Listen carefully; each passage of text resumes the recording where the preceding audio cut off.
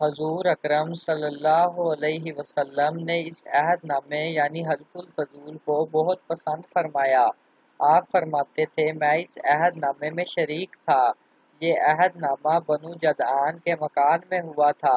اگر کوئی مجھ سے کہے کہ اس عہد نامے سے دستبردار ہو جائیں اور اس کے بدلے میں 100 اونٹ لے لیں تو میں نہیں لوں گا۔ اس عہد نامے کے نام پر اگر کوئی آج بھی مجھے آواز دے تو میں کہوں گا میں حاضر ہوں۔ آپ کے اس ارشاد کا مطلب یہ تھا کہ اگر آج بھی کوئی مظلوم یہ کہہ کر آواز دے اے حلف الفضول والوں تو میں اس کی فریاد کو ضرور پہنچوں گا، کیونکہ اسلام تو آیا ہی اس لیے ہے کہ سچائی کا نام بلند کرے اور مظلوم کی مدد اور حمایت کرے۔ یہ حلف الفضول بعد میں بھی جاری رہا۔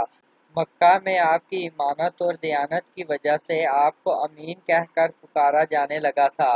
آپ کا یہ لقب بہت مشہور ہو گیا تھا۔ لوگ آپ کو امین کے علاوہ اور کسی نام سے نہیں پکارتے تھے۔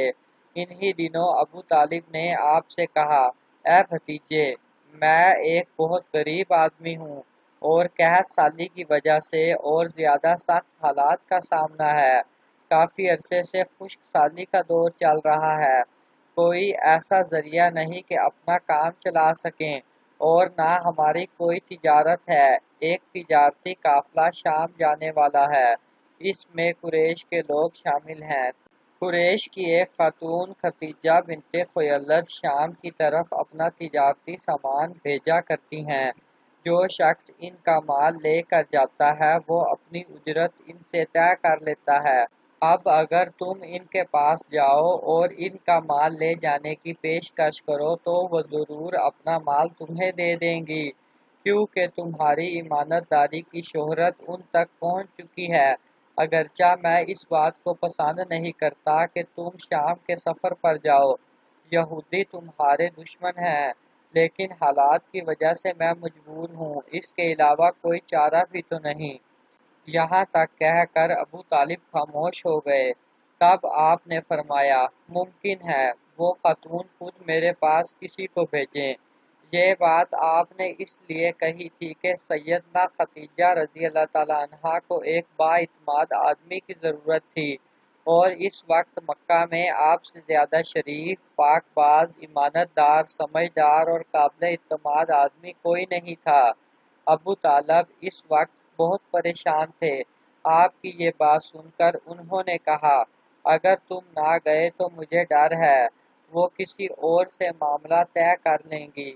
یہ کہہ کر ابو طالب اٹھ گئے۔ ادھر آپ کو یقین سا تھا کہ سیدنا خدیجہ رضی اللہ تعالیٰ عنہا خود ان کی طرف کسی کو بھیجیں گی، اور ہوا بھی یہی۔ سیدنا خدیجہ رضی اللہ تعالیٰ عنہا نے اللہ کے رسول صلی اللہ علیہ وسلم کو بلا بھیجا۔ پھر آپ سے کہا، میں نے آپ کی سچائی، امانت داری اور نیک اخلاق کے بارے میں سنا ہے، اور اسی وجہ سے میں نے آپ کو بلوایا ہے۔ جو معاوضہ آپ کے قوم کے دوسرے آدمیوں کو دیتی ہوں، آپ کو ان سے 2 گنا دوں گی۔ آپ نے ان کی بات منظور فرما لی۔ پھر آپ اپنے چچا ابو طالب سے ملے، انہیں یہ بات بتائی۔ ابو طالب سن کر بولے، یہ روزی تمہارے لیے اللہ نے پیدا فرمائی ہے۔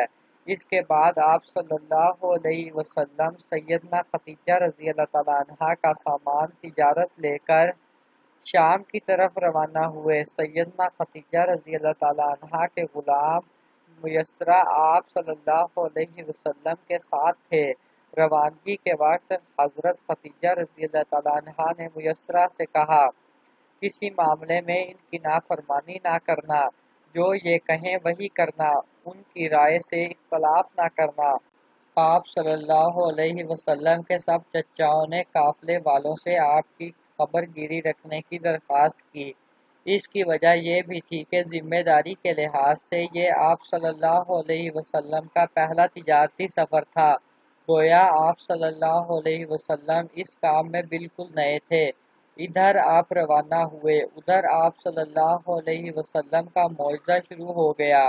ایک بدلی نے آپ صلی اللہ علیہ وسلم کے اوپر سایہ کر لیا، آپ صلی اللہ علیہ وسلم کے ساتھ ساتھ چلنے لگی۔ جب آپ صلی اللہ علیہ وسلم شام پہنچے تو بصرہ شہر کے بازار میں ایک درخت کے سائے میں اترے۔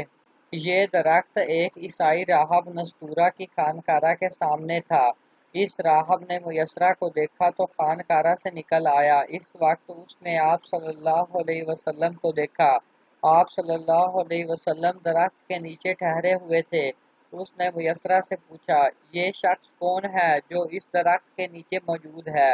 میسرہ نے کہا، یہ ایک قریشی شخص ہیں، حرم والوں میں سے ہیں۔ یہ سن کر راہب نے کہا، اس درخت کے نیچے نبی کے سوا کبھی کوئی آدمی نہیں بیٹھا۔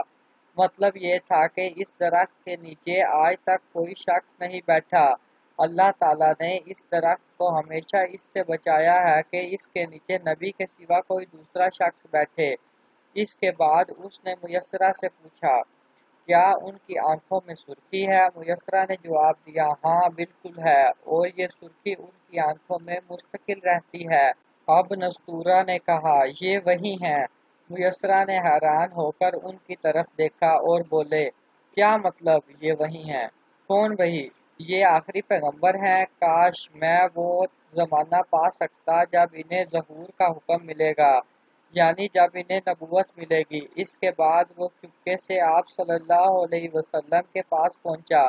پہلے تو اس نے آپ صلی اللہ علیہ وسلم کے سر کو بوسہ دیا، پھر آپ صلی اللہ علیہ وسلم کے قدموں کو بوسہ دیا اور بولا، میں آپ صلی اللہ علیہ وسلم پر ایمان لاتا ہوں اور گواہی دیتا ہوں کہ آپ صلی اللہ علیہ وسلم وہی ہیں جن کا ذکر اللہ تعالیٰ نے تورات میں فرمایا ہے۔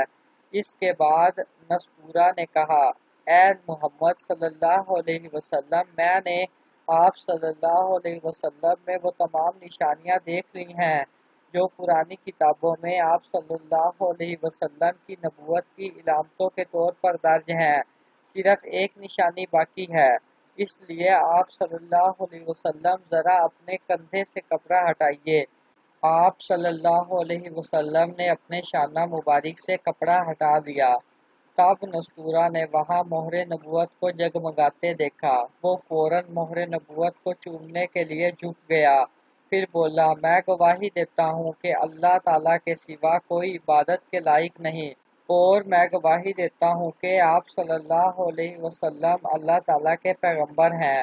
آپ صلی اللہ علیہ وسلم کے بارے میں حضرت عیسیٰ ابن مریم علیہ السلام نے خوشخبری دی تھی، اور انہوں نے کہا تھا، میرے بعد اس درخت کے نیچے کوئی نہیں بیٹھے گا سوائے اس پیغمبر کے جو امی یعنی ان پڑھ، ہاشمی، عربی اور مکی یعنی مکہ کے رہنے والے ہوں گے۔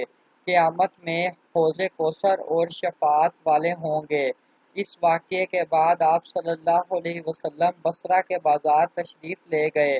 وہاں آپ صلی اللہ علیہ وسلم نے مال فروخت کیا جو ساتھ لائے تھے اور کچھ چیزیں خریدیں۔ اس خرید و فروخت کے دوران ایک شخص نے آپ صلی اللہ علیہ وسلم سے کچھ جھگڑا کیا اور بولا، لات اور عزی کی قسم کھاؤ۔ آپ صلی اللہ علیہ وسلم نے فرمایا، میں نے ان بتوں کے نام پر کبھی قسم نہیں کھائی۔ آپ صلی اللہ علیہ وسلم کا یہ جملہ سن کر وہ شخص چونک اٹھا۔